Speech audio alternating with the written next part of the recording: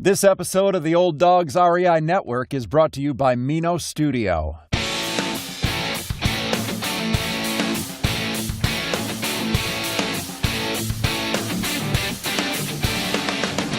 Welcome to the Old Dogs REI Network, where cash flow is king. Real estate investing, the means, so you can enjoy your retirement dreams. This is the show where we cut right to the chase. No sales pitch, no long monologues, just simple how-to real estate investing advice, so you can earn the passive income you need to enjoy your retirement today. And now, your host and chief old dog, Bill Manassero. Hello, old dogs, and welcome to Fun Facts Friday. This is our once-a-week, only on Friday show, where we have special episodes, not featuring guests, where I will share tricks, tips, terminology, and techniques that will help skyrocket you to real estate investing success.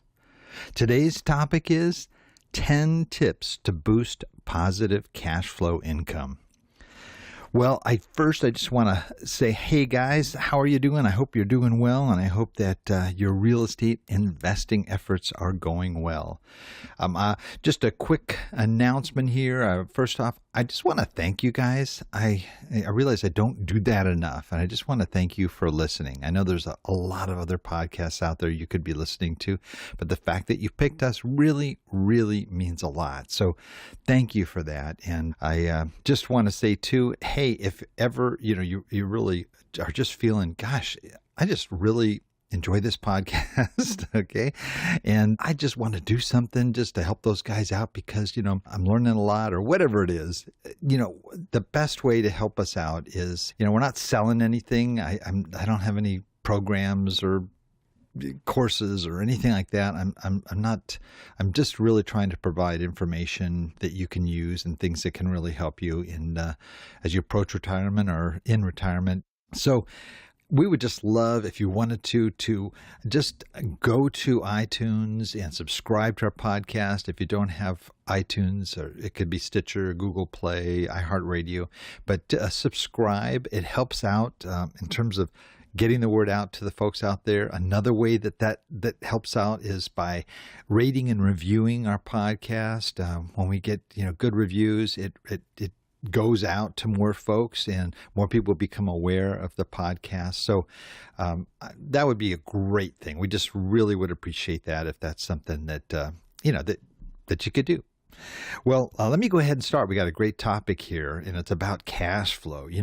Cash flow is the most important factor for us old dogs here in terms of buying long-term rental properties. We look at that above all else. And I own a number of rental properties ranging from single-family homes to apartments. And my goal on each property is to have a great cash flow. However, rental properties with the biggest margin between rent and mortgage payment will not always have the highest cash flow. There are many factors you have to consider when figuring cash flow. And this is something you need to calculate when you're looking at properties before you even buy it to make sure that there's a built-in cash flow there for you. Those are things that you look at and just as an overall, like expenses, turnover, vacancies, and management, and there's more. But those are key areas you have to have a good control on and make sure that you're maximizing your cash flow by managing those efforts well. So here's the list. 10 things you can do directly increase your cash flow. Number one, picking the right location. That's really, really critical. Location. That's the motto for rental properties. You can find an area, for example, that has high demand for rentals. And that's key because that means you're going to be able to fill vacancies quickly. It also means you can charge more for rent. A good job market, infrastructure development, market growth. And then follow people's movements. You can see where people are moving in areas that are growing and the population is growing and the jobs are strong. And college towns also can be a great place where there's a high demand, low vacancies. Also, the same thing can happen with senior housing. It's an area, there's this big, huge baby boomer bubble, and we're part of it, that is moving.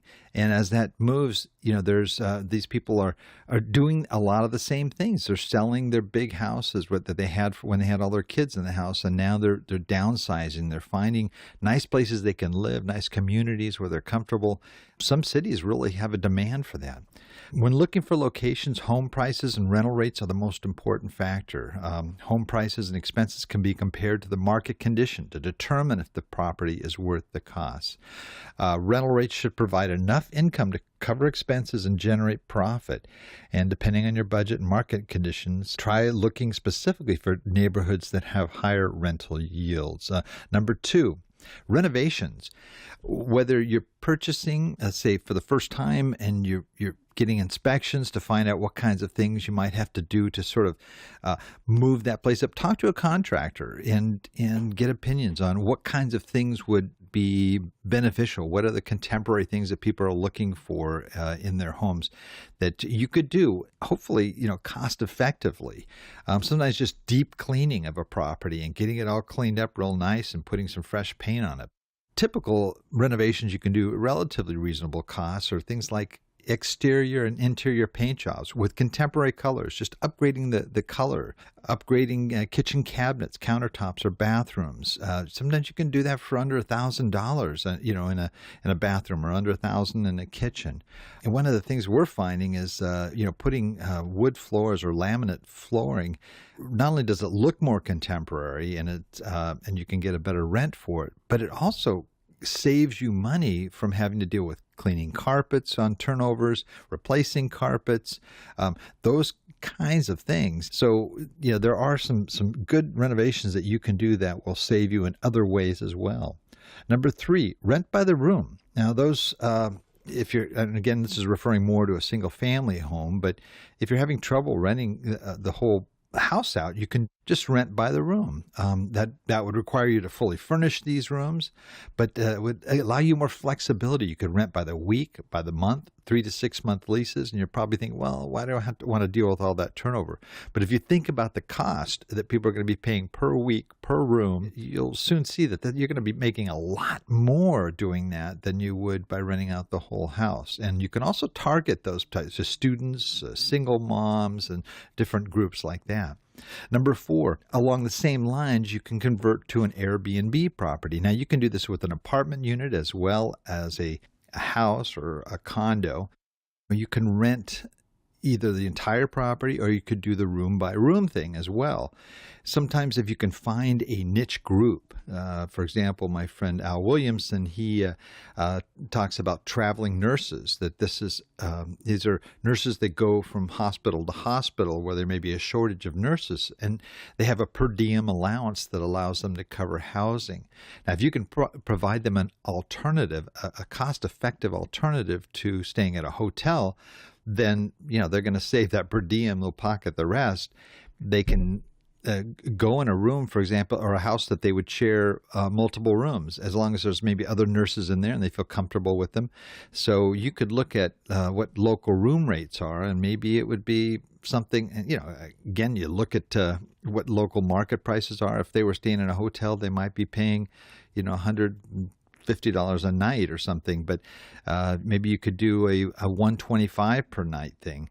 If you rented out the whole house, you may rent it out for $800 a month, but with a rent at $125 per night, that'd be like $3,750 per month. So Airbnb is hot, and there's some great opportunities there.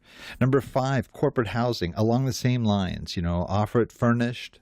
You can do annual or monthly leases, linking up with local companies in the area that have people that are coming and staying for a period of time that you would need that. There's also the idea of, let's say, like a construction project that's happening, and there's construction crews that are going to be there for a 2-year period, building a large office building or something.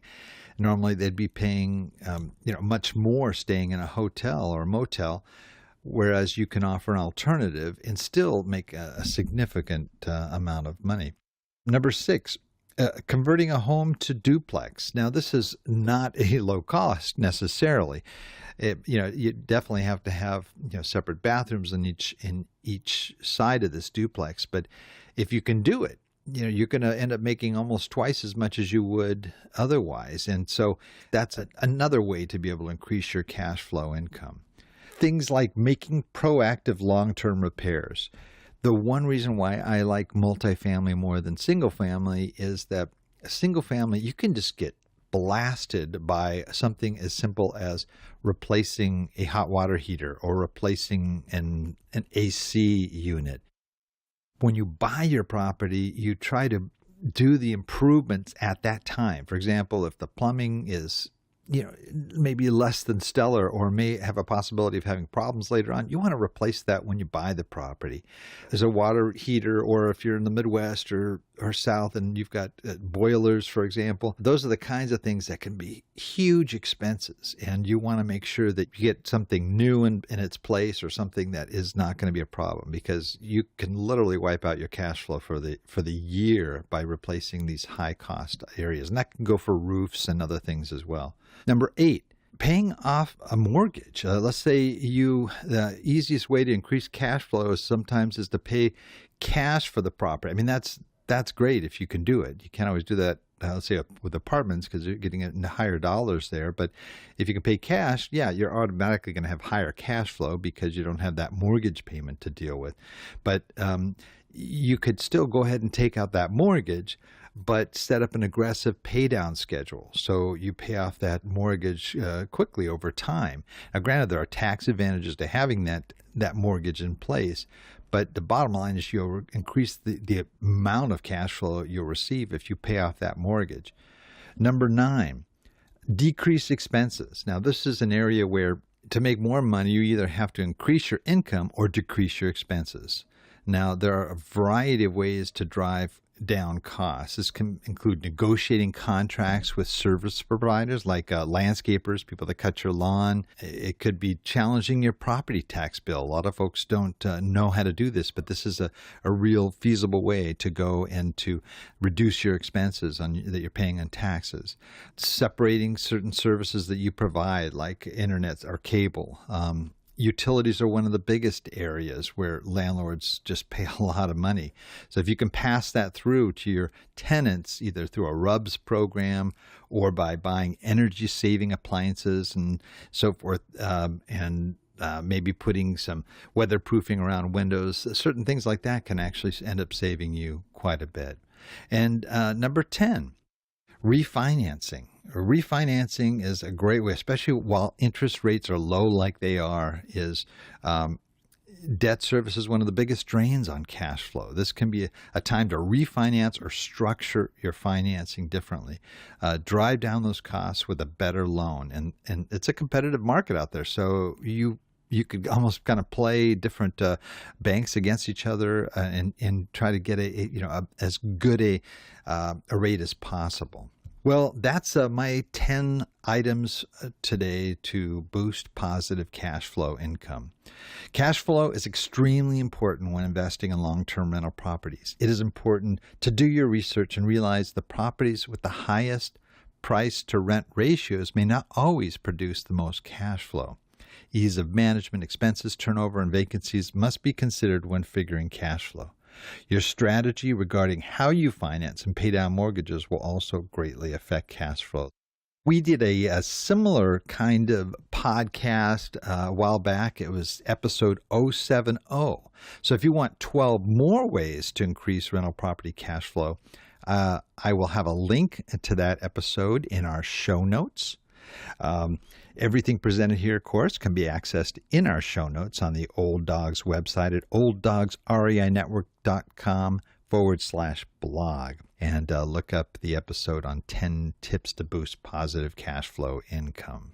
Well, that's it for today. Until next time, remember, cash flow is king and real estate investing the means. Thanks again for listening, and may God bless. Thank you very much for visiting the Old Dogs REI Network.